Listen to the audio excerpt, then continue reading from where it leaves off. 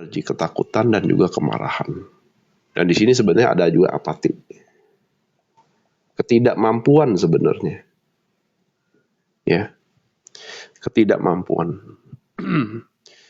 Jadi tanpa disadari, pada saat peristiwa itu dihadirkan, ya, kamu tuh sedang dengerin siapa? Diri palsu atau diri sejati? Nah, oke? Ya, konflik batin pasti. Antara pikiran, perasaan, dan emosi. Jadi manasnya itu digoyang aja tuh. Diobok-obok. Ya, sampai kamu tuh kebingungan. Nah, kalau kamu dengerin diri palsumu, maka kamu tanpa disadari sedang membuat satu yang namanya penjara keterjebakan dalam perasaan, pikiran, dan juga emosi. Gitu loh.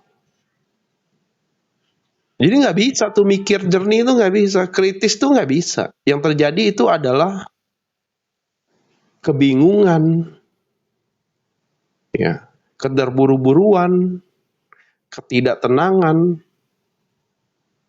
Padahal yang bikin penjara tuh pikiranmu sendiri. Harus nih cepet nih, waduh gawat nih kalau enggak nih gitu loh. Nanti gimana begini? Iya, yang jadi adalah salah langkah. Pasti gitu loh. Ya. Karena energi yang dipakai adalah ketakutan dan kemarahan yang dimana energi itu adalah energi yang kalau di peta kesadaran itu adalah energi yang destruktif atau energi yang rendah, ego gitu. Ini adalah energi yang destruktif. Dan di sini bahayanya adalah dia dipecah menjadi dua.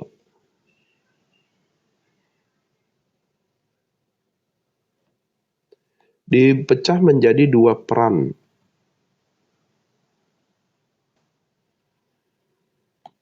Ya. Di sini perannya adalah sebagai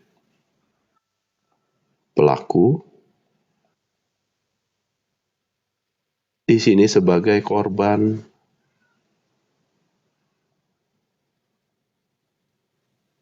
Gitu loh. Korban dia akan berasosiasi dengan namanya energi yang di bawah.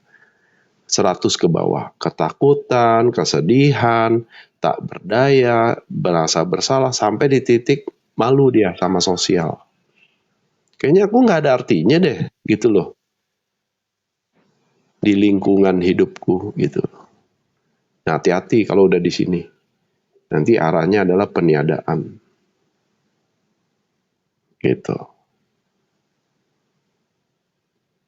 Kalau nggak ditanggulangi, kalau nggak disadari, kalau nggak diakui, maka yang terjadi itu adalah pengulangan. Dia akan mengulangi peristiwa yang itu aja. Gitu loh. Kenapa? Karena mentalnya masih sebagai korban. Dia tidak bisa menanggulangi emosinya sendiri. Dia tidak tahu cara bagaimana untuk bisa keluar gitu loh.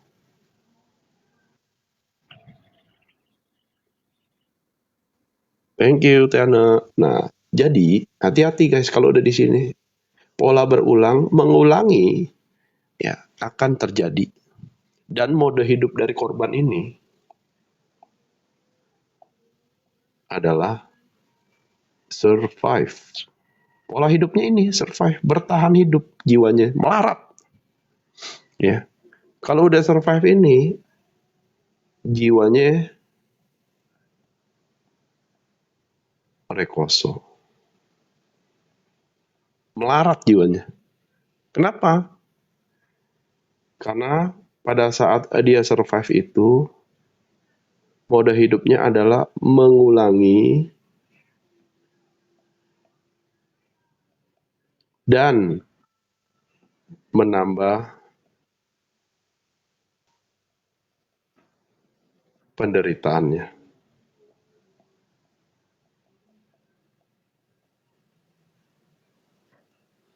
Gitu. Jadi dari hilang satu, besok hilang dua. Hilang dua, tahunnya jadi 4. Diulangi, makin bertambah penderitaannya. Terjebak dia dengan di mode hidup mental korban, jiwanya melarat. Gitu loh. Kenapa disebut sebagai jiwa yang melarat? Karena dia tidak hadir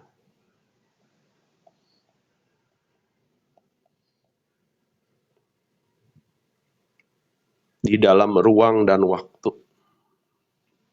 Iya, remedial terus pasti. Gitu loh. Karena nggak paham-paham, nggak sadar-sadar dia.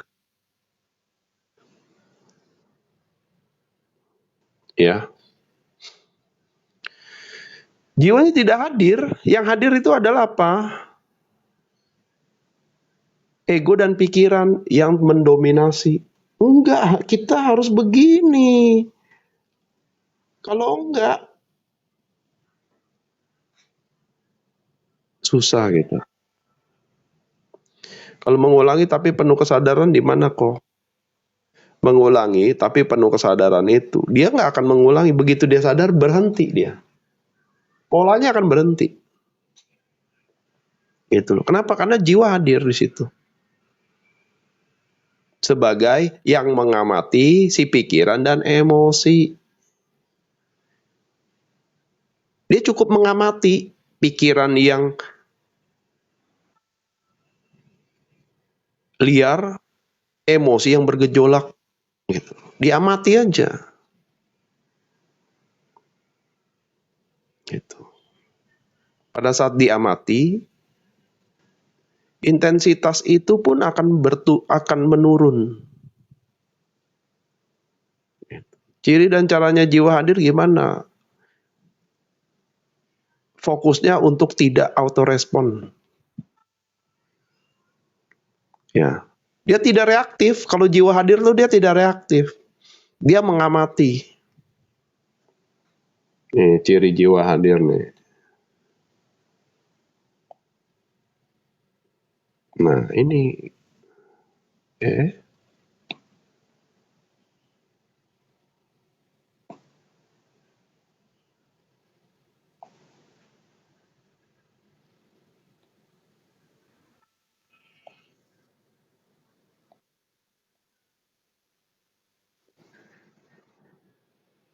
Nah, kalau dia hadir, dia mengamati.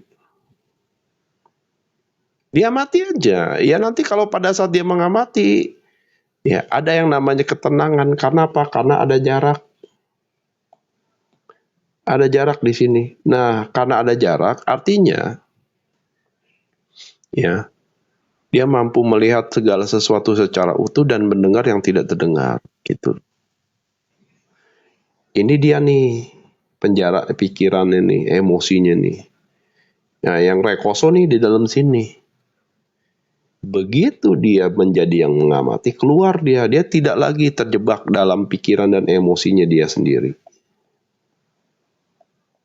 Gitu. Latihannya yang susah, ya iya memang. Kalau gampang mah kalian kan ya nggak buat apa gitu loh, menjalani hidup gitu. Permainannya kan di situ. Fokus, biar kuat mengamati saja gimana ya. Ya latihan fokus, makanya meditasi itu sebenarnya pelatihan fokus. Gitu.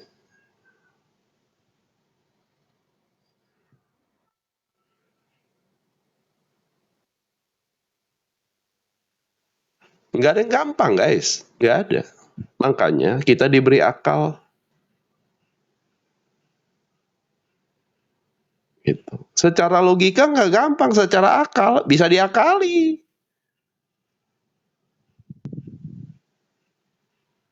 Paham nggak? Nah, habis diamati secara utuh, lah ini ada celahnya nih. Nah, disitulah dia mengakali menggunakan akal. Nah, akalnya dipakai. Gitu loh. Jadi yang bisa menggunakan akal siapa? Si jiwa. Ego dan pikiran nggak bisa mengakses akal. Kenapa? Karena akal itu, ya, akal itu di luar dari yang namanya mana itu, mana. Tunggu. Di luar yang namanya mana tuh?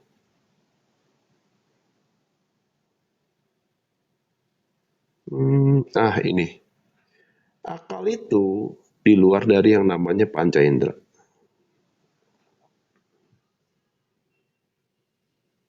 Ya. Ego dan pikiran mentoknya di panca indera, makanya bermainnya di dualitas. Nah, kalau akal itu di luar panca indera. Nah, menggunakan akal untuk memeras makna supaya dapat rasanya. Ya. Oke, lanjutin ya. Nah, sedangkan jika melihat dari sudut pandang si diri sejati, maka peristiwa buruk itu akan dianggap sebagai sebuah peluang yang mampu membawa diri kita sendiri, ya, naik level kesadarannya selangkah demi selangkah gitu loh. Jadi kodrat dari jiwa itu adalah hadir di kehidupan ini untuk bertumbuh. Ya, naik selangkah demi selangkah lewat pemahaman soal pesan khusus yang dituliskan secara tersirat, ya, untuk pertumbuhan jiwamu sendiri. Ya, panca indera hanya bisa memahami apa yang tersurat. Jiwa mampu melihat menembus apa yang tersurat sehingga dia bisa menangkap pesan khususnya yang dituliskan secara tersirat di belakang itu. Makanya akalnya di situ, menggunakan akal. Gitu loh.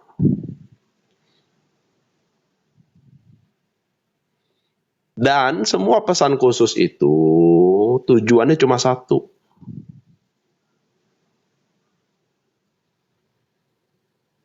Ya, yaitu untuk pertumbuhan jiwamu. Karena kodratnya itu cuma itu. Kodrat hadir di kehidupan ini, jiwa tuh cuma satu.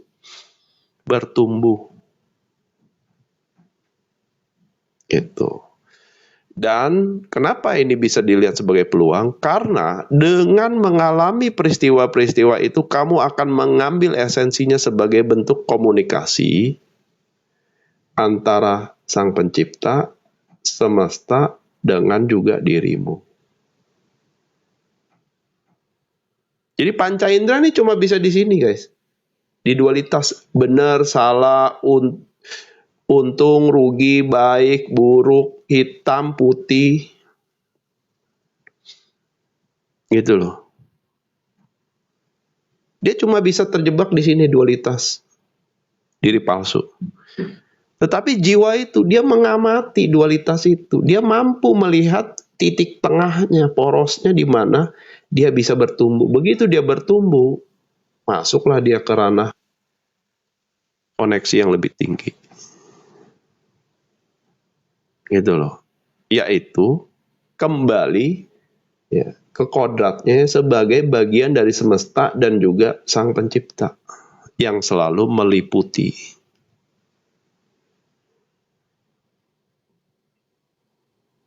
Ya. Nah, contohnya seperti ini. Saya tak cari gambarku dulu ya. Nih, janganlah yang satu lagi. Saya yang ini. Hmm, setiap update.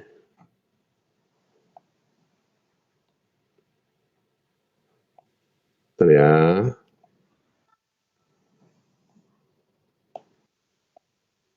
Nah, ini.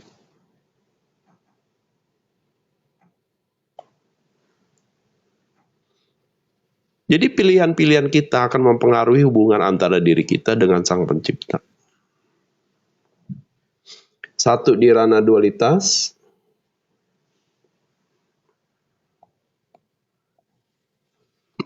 ada ilusi keterpisahan nih di sini. Thank you Teh Anun.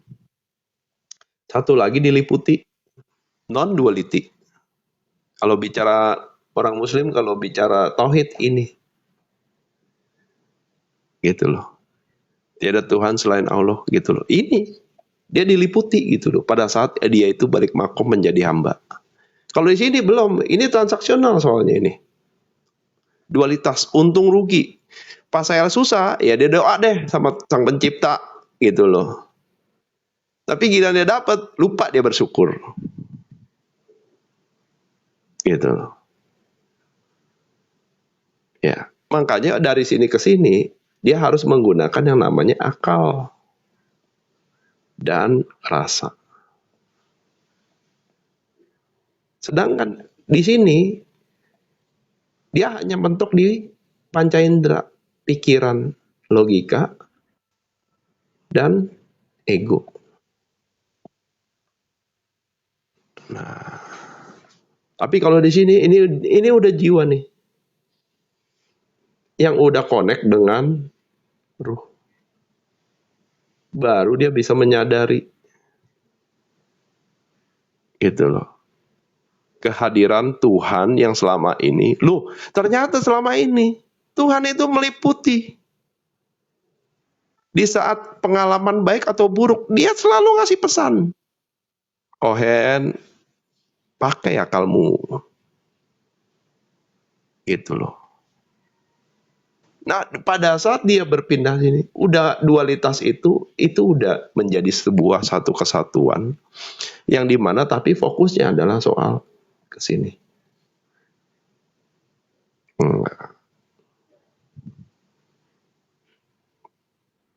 Kalau udah di non dualitas, udah mau lihat kemana juga akan lihat dia gitu, udah selesai. Karena udah gak dibawa tarik karena dualitas benar baik untung rugi hitam putih nggak ada lagi ya. Jadi berarti ya judulnya balik lagi kita ke judul, memakna ulang peristiwa buruk dan masalahmu. Sebenarnya ini adalah bentuk komunikasi gitu loh, bentuk komunikasi. Hen, saya kasih kamu masalah dan peristiwa buruk supaya kamu menggunakan akal, supaya kamu mendapatkan makna ya lewat rasa, sehingga kamu bisa menyadari kalau saya selalu berkomunikasi gitu. Nah ini udah partisipatif nih hubungan ini, gitu loh. Ini hubungannya transaksional.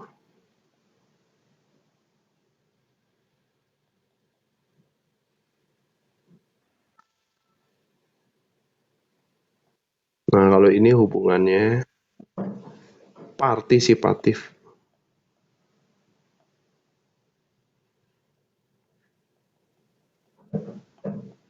gitu loh.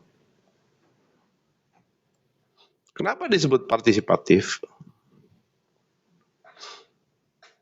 Karena sebenarnya ada batas di ranah hubunganmu dengan Sang Pencipta.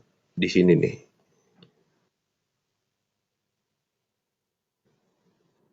Ya, batasnya di sini.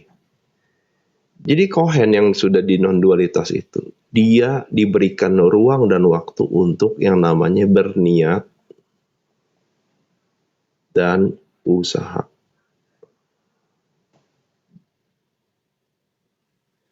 Tetapi soal hasil ini udah ranahnya beliau. Gitu loh. Ya, itu ranahku. Tapi, nah saya kasih clue. Hasil itu tergantung soal kepantasan diri. Kepantasan diri Kohen. Kenapa? Karena sang pencipta itu maha adil. Kita mah nggak usah khawatir, nggak usah ngiri, nggak usah takut, nggak usah bingung. Itu loh. Do your best aja untuk memantaskan diri.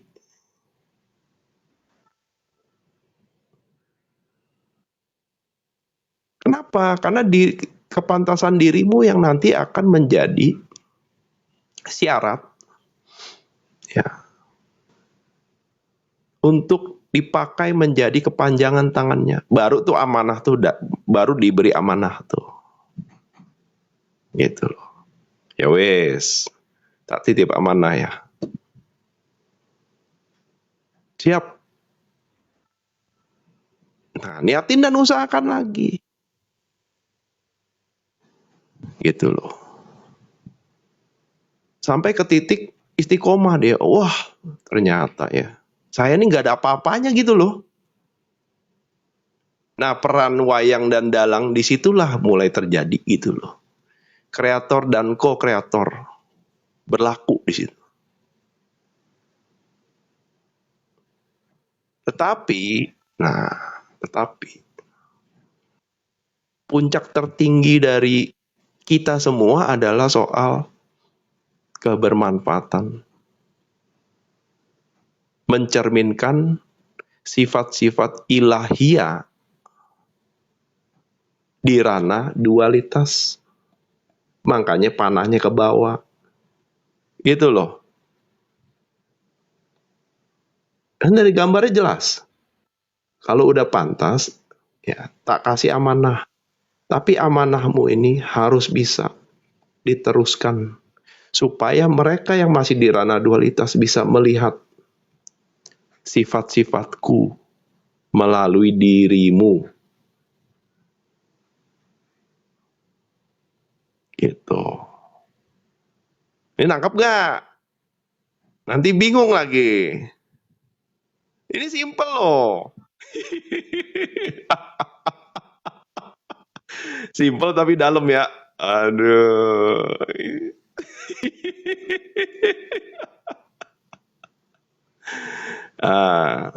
Udah, kesadaran tuh udah cuma soal ini aja. Ya. Kesadaran cuma soal ini. Gak ada yang lain gitu loh.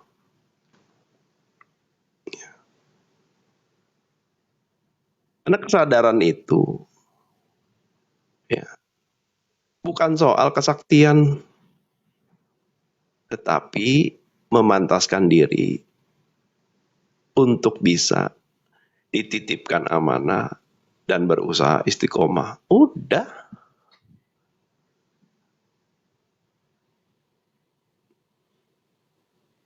Prakteknya berdarah-darah, ya pasti dong. Makanya kan kita harus niat dan berusaha. Tapi nggak usah khawatir. Kenapa?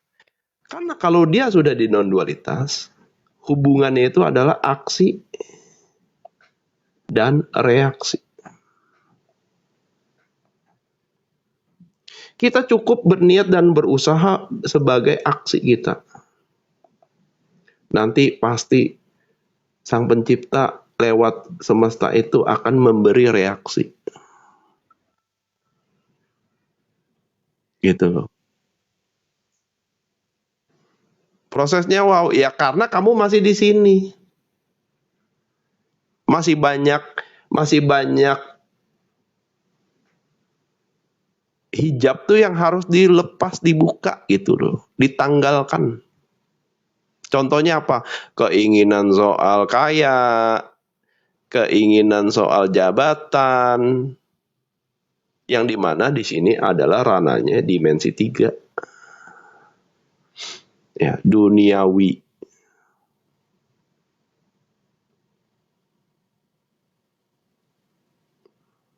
Gitu. Ya.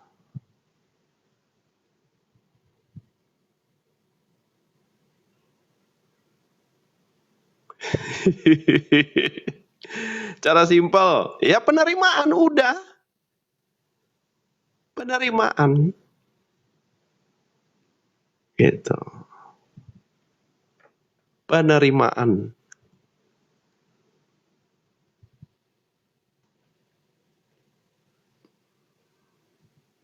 Oke? Nah, coba ya. Diicip-icip dulu. Soalnya ini ada panggilan alam, ya. Bentar ya. Karena sebenarnya tidak ada keterpisahan antara kamu dengan semesta dan Sang Pencipta. Dan kita saling terkoneksi serta berkomunikasi lewat yang namanya energi, vibrasi, frekuensi. Ya. Dan untuk membantu itu,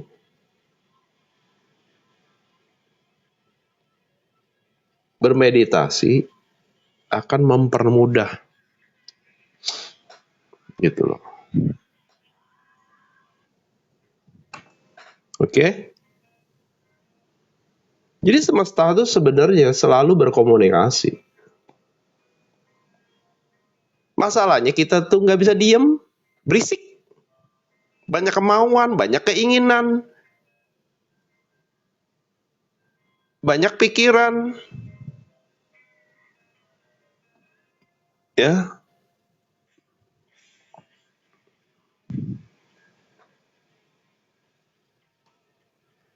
Jadi komunikasi yang dihadirkan itu lebih sebagai petunjuk dan tuntunan agar jiwamu mampu membereskan luka-luka batin dan juga trauma-trauma batin yang sudah kadung terprogram di bawah sadar.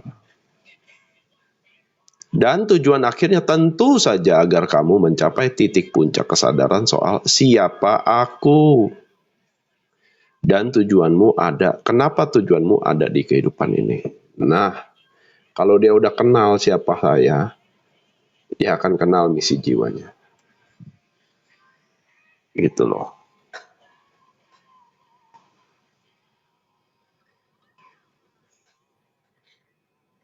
Ya. Jadi sebenarnya simple. Yang bikin ribet adalah keinginan kita sendiri. Nafsu keinginan, nafsu amarah. Makanya yang harus diberesin pertama ya nafsu-nafsunya itu. Disucikan jiwanya. Karena jiwanya itu melekat dengan banyak nafsu. Dengan banyak nafsu. Nah ini harus diberesin. Dilepas.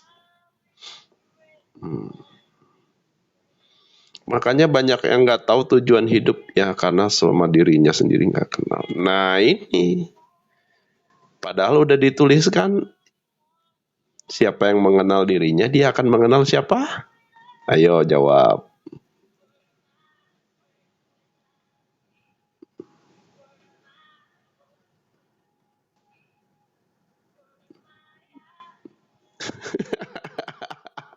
Baru sadar kan?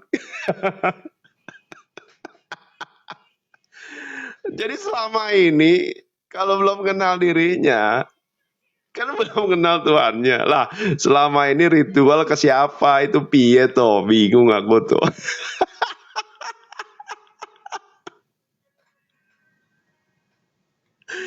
Aduh, kena gampar ini semua.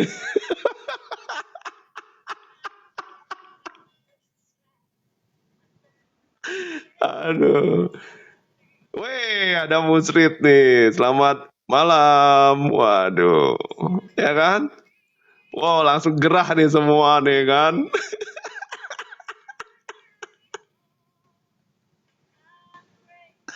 Aduh.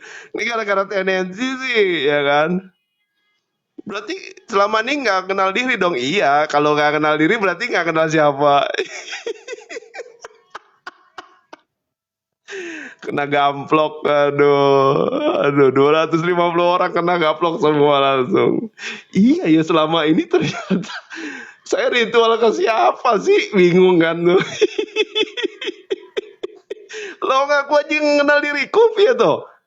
Lah, padahal udah disuratkan kalau nggak kenal dirinya, siapa yang mengenal dirinya, dia akan mengenal siapa itu, ayo. Aduh,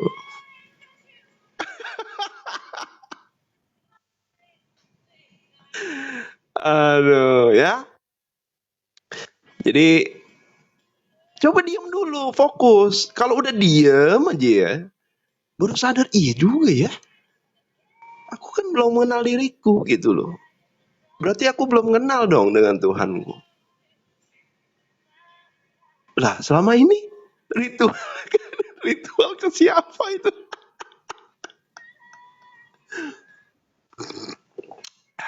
Hmm, dia plot twist. Biarin pancing-pancing ya kan. Dia sadar sendiri, typing baru lah. Jelek aja lah. Aduh. Karena kalau kamu nggak kenal dirimu sendiri, ya, egomu tuh mau jadi Tuhan kecil di dalam dirimu gitu loh. Jadi hati-hati guys.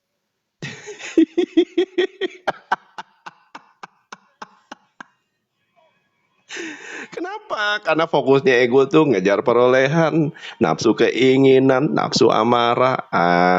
Jiwanya mana? Tenggelam, rekoso jiwanya, melarat. Aku tak punya daya gitu. Aduh. Karena Tuhan kecil sedang beroperasi. Tuhan kecil sedang beroperasi. Ketinggalan ya, jangan, udah paham lah kalau musrid mah. Kan saya belajar dari ente gitu.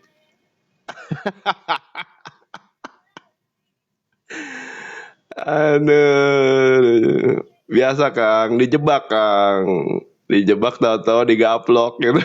Udah aku sendiri dia, bagus dong. Jadi ada proses akui malam ini. Iya juga ya, kupret juga nih Kohen nih gitu. Yang penting kan ada proses akui. Iya, selama ini saya nggak kenal diri saya gitu. Nah betul, pentingnya membaca diri. Makanya kalau nggak bisa diem, ya nggak bisa tenang, kita tuh nggak bisa baca diri lah intinya lah, gitu loh, ya.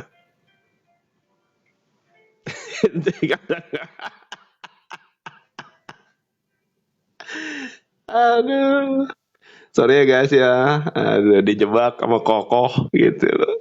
Atau di ujung jalan aja buntu, pas balik badan digaplok. Aduh, karena kodrat jiwamu itu adalah bertumbuh dalam sekolah kehidupan di muka bumi ini. Dari yang tadinya tidak tahu ke arah menjadi paham. Jadi dari tidak tahu ke arah menjadi paham. Dari paham ke arah menjadi sadar. Nah, dari sadar masuk dulu dia ke sadar gelap. Nah, kayak tadi kan pas digaplok, dia masuk ke sadar gelap. Iya juga ternyata selama ini masih dalam kegelapan. Nah, barulah diarahkan menuju sadar terang.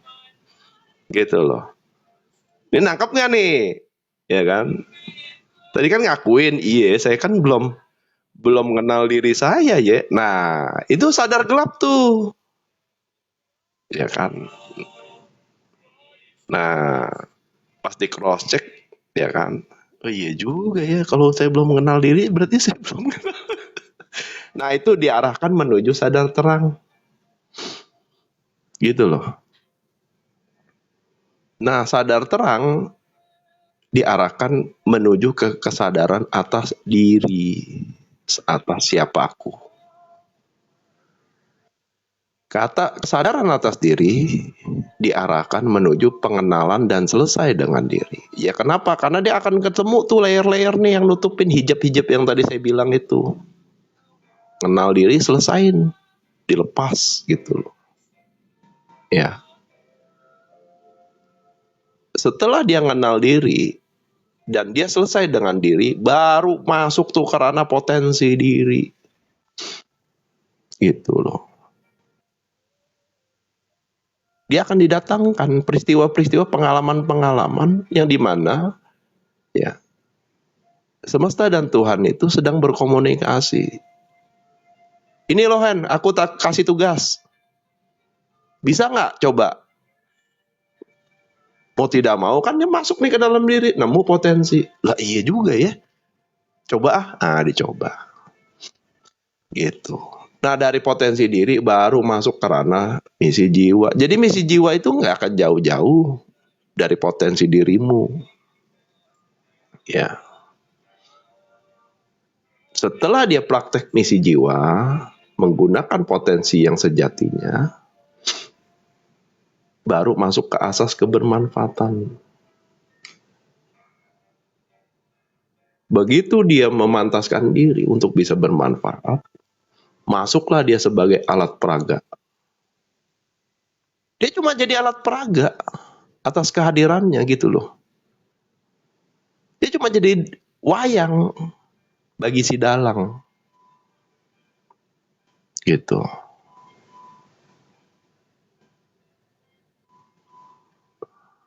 Dan setelah dia menjadi alat peraga, barulah dia menjadi perwakilan atas energi-energinya, yaitu cinta, kasih, dan sayang. Bayangin tuh, sifat-sifat ilahiyah itu dititipkan melalui orang yang sudah bermanfaat, sudah memantaskan diri untuk bermanfaat, mencerminkan sifat-sifat ilahiyah lewat dirinya, sehingga energi-energi itu hadir melalui dirinya sendiri. Bayangin itu guys, kalian itu semua itu sesempurna itu kalau kalian bisa menyadari siapa diri kalian. So, apakah kamu mampu memberi makna lain atas peristiwa buruk yang kalian alami selama ini? Nah, ada prosesnya melihat dari linear, dari non-linear. Gitu loh. Ya. Jadi, masih mau melihat peristiwa buruk itu sebagai sesuatu yang menjelekkan? Enggak. Peristiwa buruk itu adalah sebenarnya jalan komunikasi dari semesta dan Tuhan kepada dirimu agar kamu bisa terus bertumbuh dan masuk ke ranah memantaskan diri. Jadi makin dia diberi masalah, sebenarnya dia diberikan jalan tol sebenarnya. Ya. Untuk langsung terkoneksi dengannya. Gitu loh. Secanggih itu guys sebenarnya guys. Masalahnya posisionalitasnya sebagai siapa, level kesadarannya masih di mana. Nah, gitu loh. Kenapa? Karena di balik ini ada pesan khusus.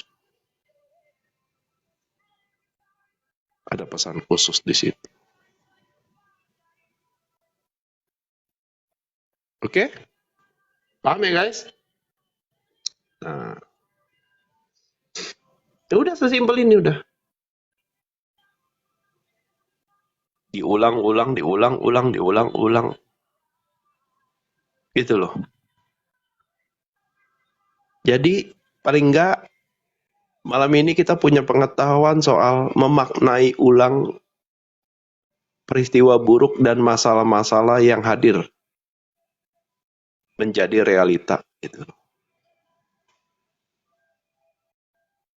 Karena kita harus menggunakan menggunakan akal kita untuk memeras makna, memeras pesan yang ditulis secara tersirat. Nah,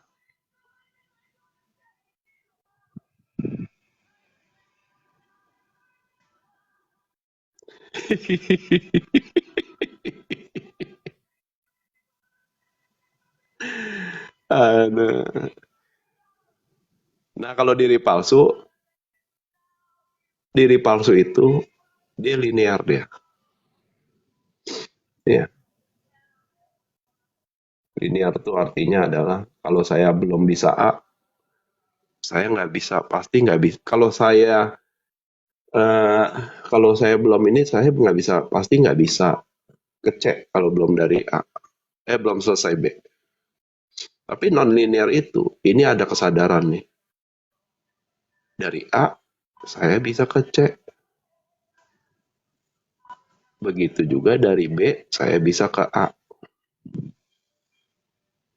Kenapa? Karena ada subjek dan hypersubjek.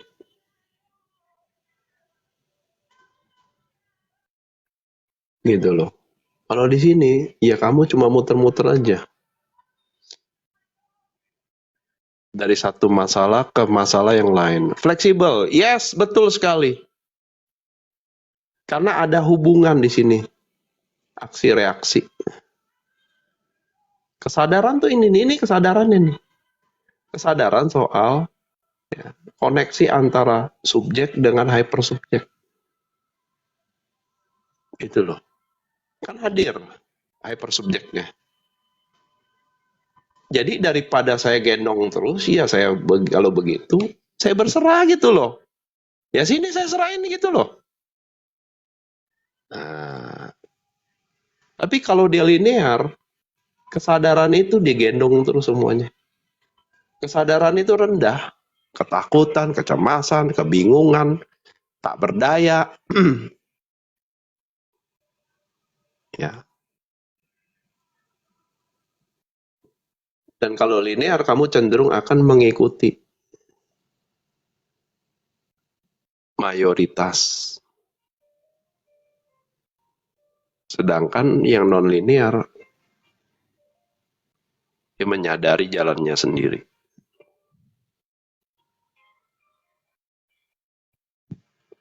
Oke? Ya. Bagaimana agar hidup bisa selaras dengan tujuan Tuhan? Kenali dirimu dulu. Ya. Jadi habis ini belajar untuk memaknai ulang. Dimaknai ulang, ternyata ya. Peristiwa buruk itu ya karena saya diarahkan untuk menyadari kalau masih banyak hijab yang harus saya lepas. Dan itu dituntun. Ya. Dituntun langsung gitu loh. Gitu. Dituntun langsung.